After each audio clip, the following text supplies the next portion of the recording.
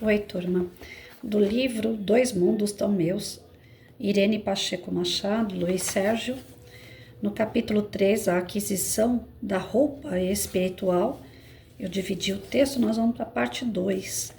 Chegamos ao salão, os doutores Murilo e Joaquim Ribeiro despediram-se do nosso grupo, dizendo que ali estariam sempre, esperando-nos para novos trabalhos. Agradecidos, retiramo-nos. Só o Dr. Paulino voltou com a nossa turma para o plano espiritual. Alcançamos a universidade. Descansei um pouco e logo corri para o meu 6º curso. Esbarrei em Hilário, que sorrindo falou-me. Como sempre, com medo da sala de aula desaparecer, Luiz. Sim, tem razão, meu amigo. Todas as vezes que fico longe daqui, parece-me uma ausência sem fim. Isso é que é gostar de estudar. Não, Hilário, não é isso.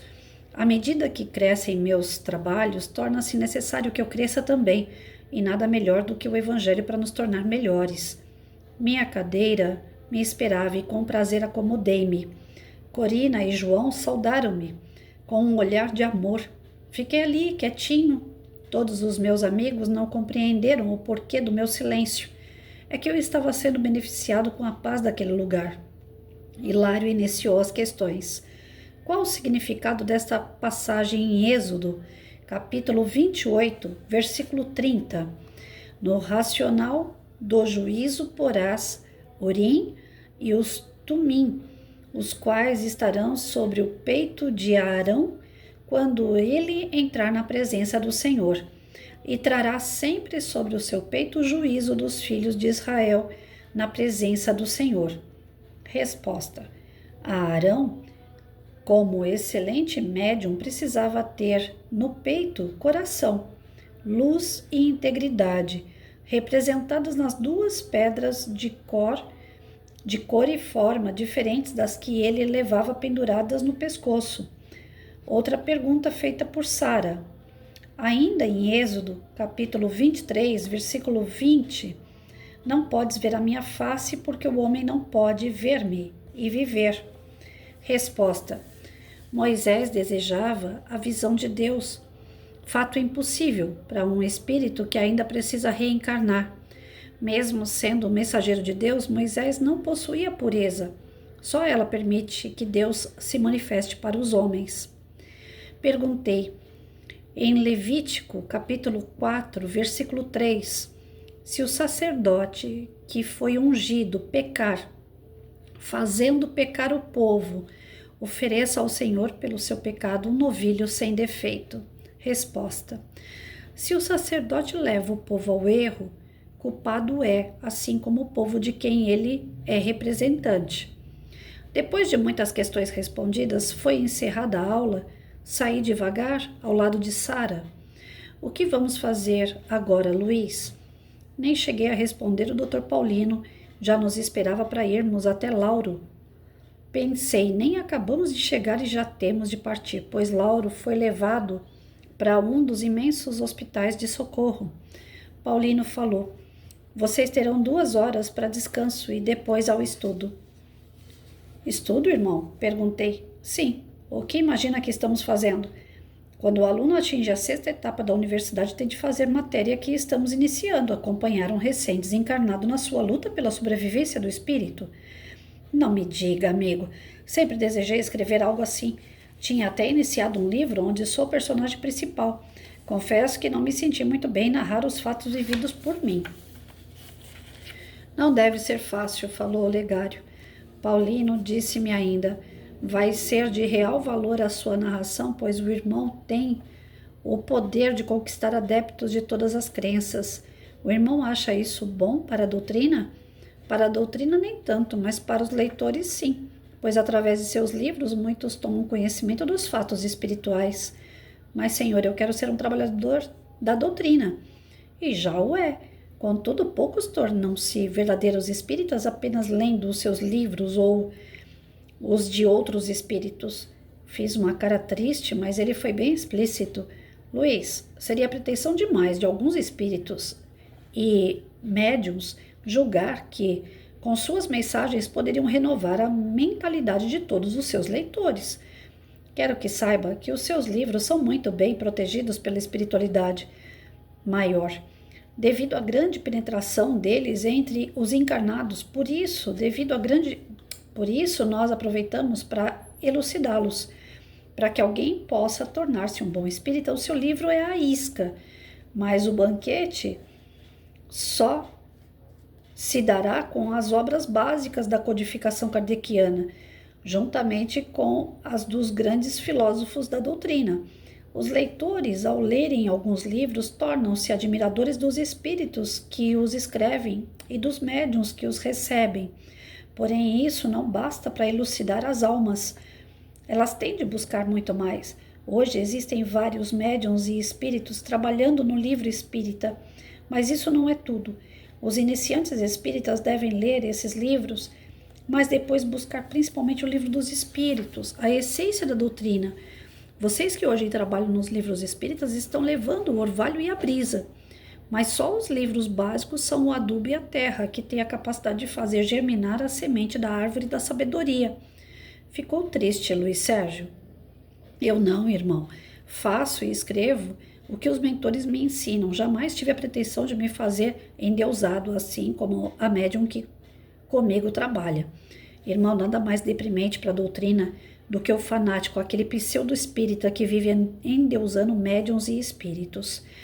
Porque as casas espíritas não fazem uma campanha dos livros básicos, levando os iniciantes a descobri-los, porque muitos preferem decorar orelhas de vários livros e interessar-se por um estudo sério. Em muitas casas espíritas, o estudo das obras básicas não é obrigatório, porque a nossa doutrina é de liberdade.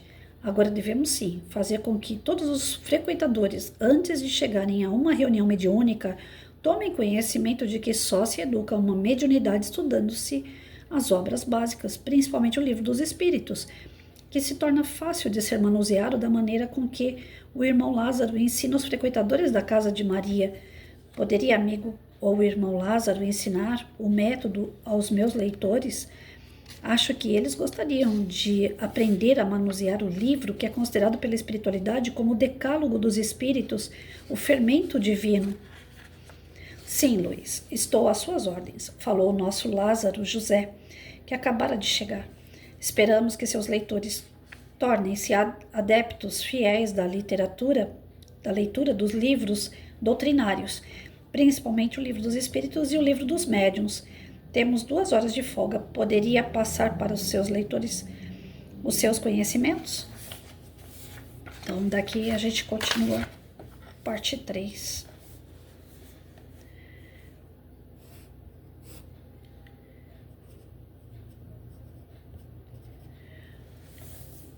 Olha, gente, ele coloca aqui nessa segunda parte, né, ainda mais um pedacinho do auxílio, né, que estava sendo dado ao Lauro para o seu desencarne, para o seu desenlace, né, retirando ali os aparelhos, ou melhor, ligando os aparelhos no Lauro e desligando ali todos os fios, né, que ligavam ele ao corpo físico. E à medida que foi terminado o trabalho, eles voltaram para a universidade, onde o Luiz Sérgio foi para os estudos. Eles estudaram 3 passagens aqui citadas por ele, a respeito, né, do Êxodo, 2 partes do Êxodo e uma do Levítico. A primeira do Êxodo, conforme eu li, eu não entendi bolufa, porque está enquadrando aqui uma parte histórica também, eu não sei, né, o que significa Urim, Tumim, olha só, né, que espírita mais atrasada sou eu. Por isso que chega ali no finalzinho dessa segunda parte, ele está falando assim, é importante o espírita estudar, não ficar só decorando frase bonitinha para depois repassar para as pessoas. Isso seria um início, né, de uma compreensão de que existe vida após a morte, que os espíritos que são superiores dão comunicações, trazem mensagenzinhas confortadoras, incentivadoras, motivadoras, né, esclarecedoras até certo ponto. Mas que ser espírita não é só isso, não é só frequentar a casa espírita, ouvir uma palestra, tomar um passe, pegar uma mensagem. Geralmente a gente, pela nossa imperfeição, a gente pega aquela mensagem do dia E se tiver alguém acompanhado, um marido, uma esposa, a gente utiliza aquela frasezinha da palestra para cutucar o que está do lado, né? Seja uma mãe, um irmão, seja quem for. A gente fala assim, viu que o cara falou da palestra? Então, é aquilo que você não faz, você precisa começar a fazer, né? Então, como que eu posso dizer? Essa provocação que as palestras fazem com quem está ali assistindo, você vai lá e toma um passe, é o princípio de um tratamento, de um entendimento de que existe a espiritualidade, de que você faz parte dela. Que a qualquer momento você pode levantar o braço aí e Deus puxar, falar, ó, chegou a sua hora. Então, para que a gente não vá totalmente leigo, achando de que a nossa vida é ter, né? Aquela correria do trabalho, tem que comprar, tem que pagar, tem que fazer, tem que acontecer, e briga mesmo, e luta, eu sou o máximo porque eu sou uma guerreira, eu sou um guerreiro, eu sou um vencedor. Tudo isso cai por terra quando a gente começa a entender que nós somos espíritos. E como tal, nós devemos primeiramente estudar a questão espiritual. O que eu preciso entender para progredir moralmente? O que Deus espera com a minha encarnação? Por que eu estou aqui nesse planeta? Por que eu tenho pai, mãe, irmão, filho, filha, marido, esposa, vizinho, colega de trabalho? Por que eu estou no meio de tantas pessoas, no meio de tantas situações? Por que eu tenho que resolver tantas coisas ao mesmo tempo? Ao invés de eu tenho que fazer, muda-se as perguntas para por que eu tenho que fazer? Por que eu tenho que ser? Por quê? Por que comigo? E quando a gente começa a fazer essas perguntas do porquê, graças ao bom Deus, a espiritualidade trouxe através do Allan Kardec, que fez as perguntas à espiritualidade, as respostas das mesmas, através do Livro dos Espíritos, que é a obra principal da doutrina espírita. O fato de você dizer que é espírita não significa que você realmente é, porque ir assistir uma palestra, como eu falei a princípio, você tomar um passe, você gravar algumas mensagenzinhas que você vai usar oportunamente, né? Sempre querendo dar uma liçãozinha de moral em alguém. Isso daí é um princípio de exercício do que é ser espírita. É uma porta que você passa para ser espírita, mas não é a única. Se você realmente quiser ser um espírita, você precisa se aprofundar nos ensinamentos, você precisa buscar as respostas dos porquês. E quando você passa a ter essas respostas, você vai assumindo mais compromisso, você vai assumindo mais responsabilidade com você e com o próximo. Ou seja, ser espírita te liberta da carne, mas te coloca numa condição de que você tem limites no plano espiritual. Nem tudo aquilo que você quer, você pode, né? Tudo que está aí, como dizia Santo Agostinho, até pode, mas você não deve. Porque quando você utiliza o teu livre-arbítrio de uma maneira errada, você fica atrasado moralmente. Atrasado moralmente, você não evolui espiritualmente. Então é necessário a continuidade de estudos. Quer ser espírita? Tá bom, você pode pegar qualquer obra, qualquer médium, qualquer espírito comunicante, abrir um livro e ler por curiosidade. Você quer ser espírita? Você pode ir pela curiosidade, não tem mal nenhum. Eu vi lá uma capa de um livro que me chamou a atenção. Ou então eu vi o nome de um livro que me chamou a atenção. Eu vou ler. Vai, teu anjo de guarda tá dando um toquezinho para você, que para você começar. Mas não é para ficar ali. Né? Então, o Luiz Sérgio, não que ele tenha ficado triste aqui, porque foi perguntado para ele, você está triste porque nós dissemos que a sua obra não é a obra espírita, né?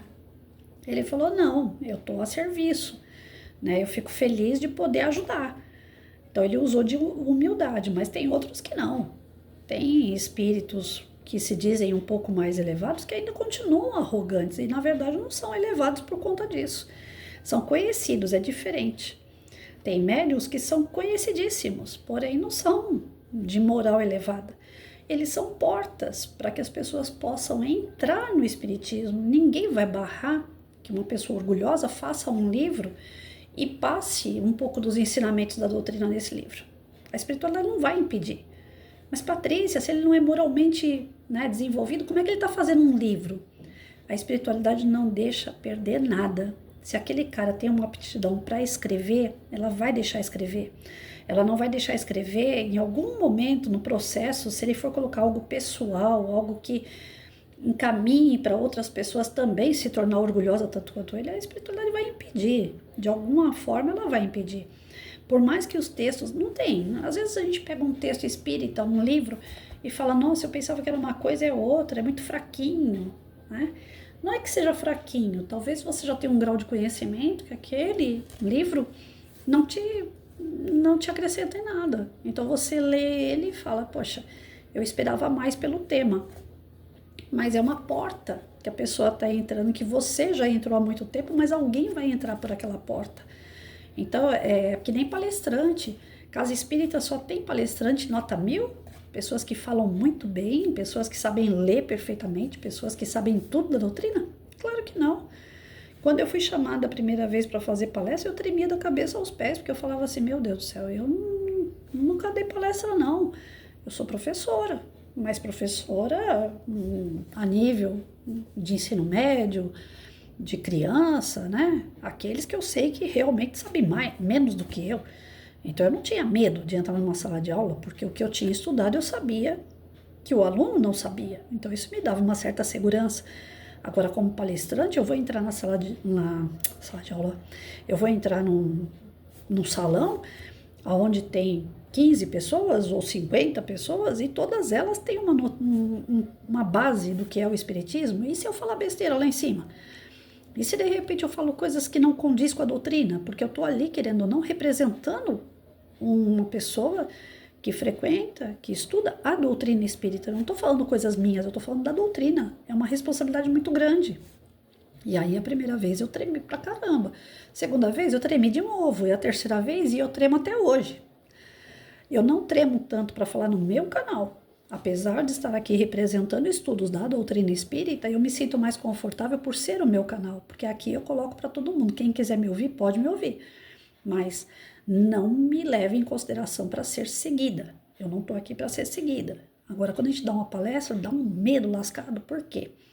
De repente você está lá falando alguma coisa na palestra, quem vai numa casa espírita vai com dor. Geralmente vai com dor, vai para ser socorrido.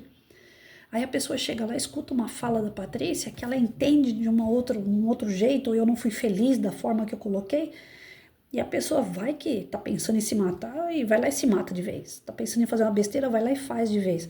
E depois ainda vai jogar na minha conta, vai falar, não, é que eu escutei na palestra lá, a pessoa falou isso. Então, um local de socorro, eu tenho muito, muito, mas muito respeito e muito medo. Já no meu canal eu já não fico com tanto medo, porque a primeira coisa que eu falo quando eu tô aqui é não me sigam, né? Vocês vão me ouvir, vocês vão buscar os conhecimentos, eu dou o nome do livro, vão buscar o livro, vão fazer a leitura, né? Busquem o seu entendimento, que esse é o meu entendimento, e o meu entendimento não é regra, não é lei. Eu não sei se eu estou entendendo direito ou não. Muitas das vezes eu falo para as pessoas, entra aí, faz um comentário, né? Para que eu saiba se eu tô andando direito, se eu tô fazendo direito. Então, assim, tem gente que já não é assim. Tem os que entram para dar palestra e que eles acham que sabe tudo. Só que a espiritualidade permite que uma pessoa com orgulho, uma pessoa que tenha seus defeitos, participe das atividades de uma casa espírita ou até levem o seu nome em algum lugar, como porta de entrada, né, para que as pessoas tomem conhecimento. Nós temos aí uma escritora que ficou muito famosa no meio espírita a princípio, e ela começou a fazer livros um atrás do outro, um recentemente virou até filme, e a princípio ela não pegava dinheiro para ela. Todas as obras que ela fazia eram em prol de alguma coisa ligada à doutrina ou à caridade. A partir do momento que ela e familiares dela começaram a fazer livro para ganhar dinheiro para si próprio, a própria doutrina já começa a se afastar. Mas ainda hoje, através dessa pessoa, muitas pessoas acabam conhecendo a doutrina espírita. Então, é uma forma que a espiritualidade tem de chamar a atenção. Mas ninguém vem para ficar só naquilo. Quem entra na doutrina espírita acaba estudando mais, acaba aprendendo mais. E ele fala, não precisa ir muito longe para você aprender. Basta você utilizar o Livro dos Espíritos. Tem várias obras do Kardec, mas se você utilizar o Livro dos Espíritos, e para quem quer trabalhar a mediunidade, o Livro dos Médiuns, já é o suficiente para você ter uma boa base doutrinária. Também não é para ficar só nisso, mas já é uma forte base doutrinária. Porque o Espiritismo, ele se resume no Livro dos Espíritos, né? E a gente às vezes deixa passar, né? Ele colocou aqui, por que as casas espíritas não trabalham o Livro dos Espíritos? Durante as palestras é citado o Livro dos Espíritos, é citado ensinamentos que são contidos no Livro dos Espíritos, porém não de uma forma sistemática. Geralmente as casas não ficam, questão 92, questão 345, não. A casa, à medida que os palestrantes vão falando os seus temas, eles estão atrelados aos livros básicos, né, básicos da doutrina. Porém, não fica aquela coisa sistemática de estudo, fica algo mais natural, né, que chegue ao público, como eu acabei de dizer, é a primeira porta que abre. Depois, se alguém quiser saber mais sobre o assunto, aí tem os cursos da Casa Espírita, aonde geralmente é feito baseado nas obras. Às vezes você pega um livro ou outro para complementar, mas os cursos sérios na Casa Espírita, eles são feitos nas obras básicas do Kardec. Então, para nós aqui, fica a mensagem de que toda obra é válida. Eu estou lendo um outro livro, né, que fala sobre o Chico. Chico é Kardec. Escorregou da mão. Eu tô lendo esse aqui no outro canal. Eu, sinceramente, não tá fazendo efeito nenhum para mim. Nenhum. Eu tô muito longe do entendimento desse livro, ou ele realmente não faz parte daquilo que geralmente eu busco, mas eu tô lendo. Eu peguei a missão de ler o livro, eu vou ler até o fim. Eu sou chata para isso. Quando eu pego, eu não quero largar. A princípio, já no primeiro texto, eu falei assim, eu acho que eu não vou ler esse livro, não. Depois eu pensei bem, eu orei, falei com Deus, falei, não. Todos, né, o Carlos Abacelli e o Inácio Ferreira foram companheiros do Chico. Então, eu não posso menosprezar um livro que eu não conheço. Apesar de eu não estar gostando da leitura, não significa que ele é ruim. Eu não gosto, não é do meu gosto. Mas vai ter pessoas que vão ler e vai falar assim, Patrícia, mas como não? Tem coisas aqui que são informações preciosas, né? Vai do gosto de cada leitor. Se fosse para eu entrar para a doutrina espírita através desse livro, eu não entraria. Então, eu entrei pela Violetas na Janela, eu entrei pelo Livro dos Espíritos, eu entrei sobre Há Muitas Moradas, A Vida Continua, mas não do Chico. Tinha uma coleção de livrinhos chamado A Vida Continua, que eram vários casos de pessoas que tinham desencarnado e não tinham noção que tinham desencarnado. Ou seja, eu li bastante romance espírita a princípio. E aquilo foi fazendo eu entrar, até pegar o Livro dos Espíritos na mão e falar, nossa, que maravilha. Aí foi onde eu não quis mais largar a doutrina, porque respondeu uma série de perguntas que eu tinha dentro da católica que ela não respondia. E olha que a católica é maravilhosa, mas tem coisas que ela não responde, fica nos dogmas, nos rituais e não responde, até por uma questão política dentro da religião, né? Então aqui a gente pega o quê? Que existem vários tipos de obras, pessoas, palestrantes, médiums, que a espiritualidade permite o trabalho para que dê condições para outras pessoas entrarem pela porta, mas não é para ficar na porta. Essas pessoas que entram através dessas obras, médiums, palestrantes, livros, né?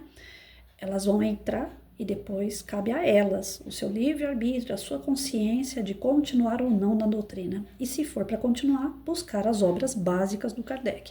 Essas sim trazem as respostas e o estudo científico, filosófico, religioso da nossa querida doutrina, né?